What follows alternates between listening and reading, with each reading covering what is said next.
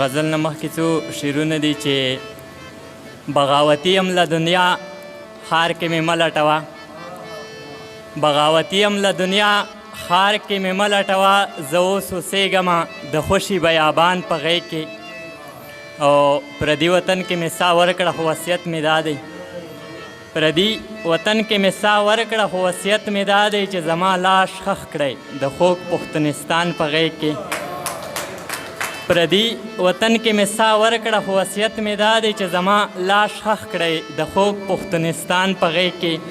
او تاج صاحب هغه وخت بیل و چې په غره کې به یې یوازې مړ کړو، هغه وخت بیل و چې په غره کې به یې یوازې مړ کړو، نن سبا خلک انسان وجني د انسان په غیږ کې.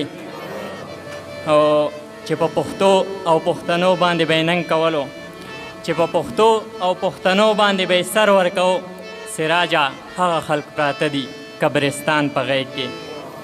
او یو انقلابي غزل ده چې عقل یې شته دی خو په تح د سمندر کې پروت دی، عقل یې شته دی خو په تح د سمندر کې پروت دی، دا چې پښتون رور ته پښتون رور په سنګر کې پروت دی. او پاڅه په خپلو سترګو یې وګوره که نه یې منې، پاڅه په خپلو سترګو یې وګوره که نه یې منې، یا باچهانه ستا پښتون نن د بل در کې پروت دی. مننه. پاڅه په خپلو سترګو یې وګوره که نه یې منې، یا باچهانه ستا پښتون نن د بل در کې پروت دی. او خلک سپوږمۍ ته لاړل هلته یې کورونه جوړ کړو، خلک سپوږمۍ ته لاړو هلته یې کورونه جوړ کړو، لالا مې خپل ځان ته مورچه جوړوي غر کې پروت دی.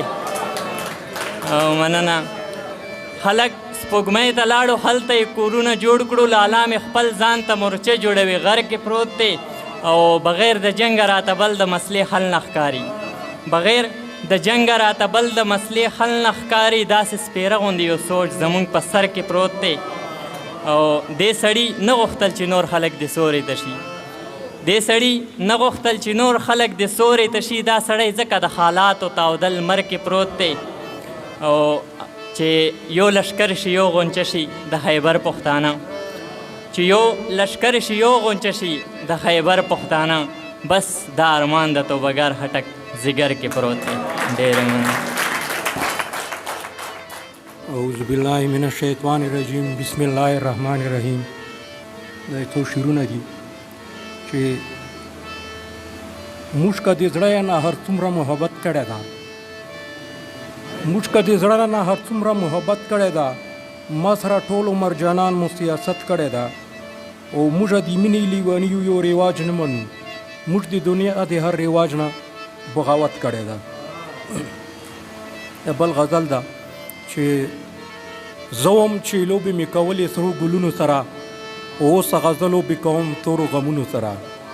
او هغه خو خدای ده چې همیش په یوه حال اوسي، د بني ادم ژمدون خدای انقلابونو سره.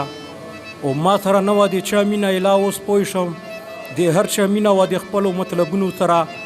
او زه خو د مینې یوه تیزه شان لمبه یم مسره، هیڅ کار مې نشته د دنیا د جنجالونو سره. او زه په دې تمې چې ما یو ځلي خو وګنډلی، زه په دې تمې چې ما یو ځلي خو وګنډلی، د زړه زخمونه ستا د زلفو په تارونو سره.